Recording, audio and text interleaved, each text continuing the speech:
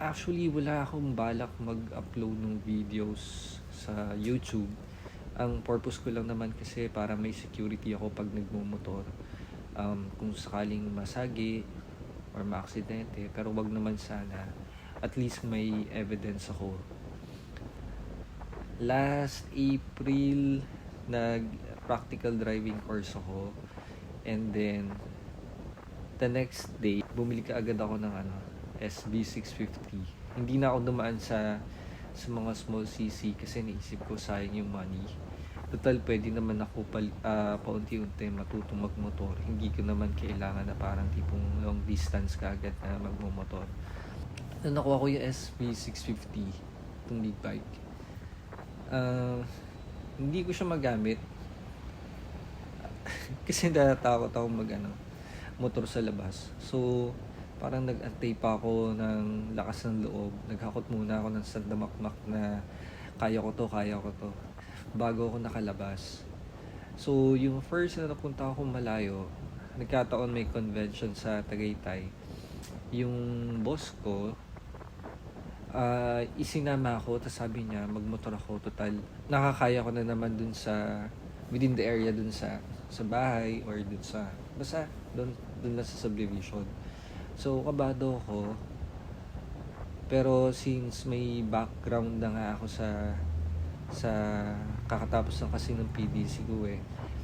So, ayun, diretso ka agad sa SLEX. And, andun yung kaba, pero andun yung excitement at the same time. Tapos, sinaba ka agad ako sa paakyat sa Tagaytay. Masaya naman, nagawa ko namang umakyat, pero natumba kasi ako eh. Hindi ko na-balance yung paa, or paakyat kasi siya, so naka-incline, hindi ko, parang, so yung paa ko na naibaba is yung pala yung sa may pababa sa incline, so tumumba ako.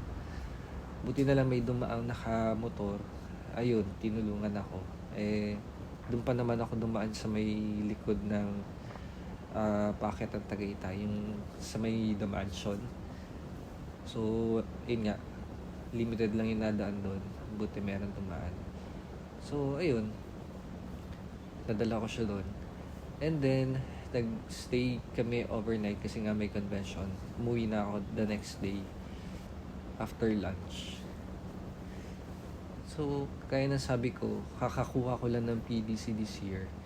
So, wala talaga akong experience sa motor ever since. Pero I'm proud to say na, ayan, nakaka-solo ride na ako. And, wala pinangarap talaga natin to. Actually, iniisip ko, hindi lang naman ako nangarap magkaroon ng big bike. Alam ko marami sa atin na nangarap magka-bike ng ganito. Sa totoo lang, no, 5 years in the making bago ako magkaroon ng big bike. Kasi before, parang sabi ko, napaka-imposible na magkaroon ako ng big bike na gusto ko, na makakapag-travel ako, gamit yung bike. Pero eventually, eto na siya.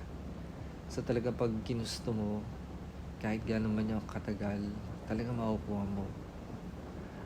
Ipon lang talaga, konting tiyaga, patience, ayun. Mahirap kasing madaliin isang bagay na minsan, para hindi ka ma-disappoint. Parang, ilagay mo na lang siya at the back of your mind.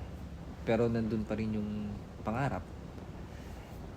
Anyway, wala na akong masabi eh. Pero, enjoy nyo na lang yung video. Ayan, ako nag-enjoy ako nung mag-travel ako nito eh. Kasi ang ganda nung view ko. Yun lang. Bye-bye.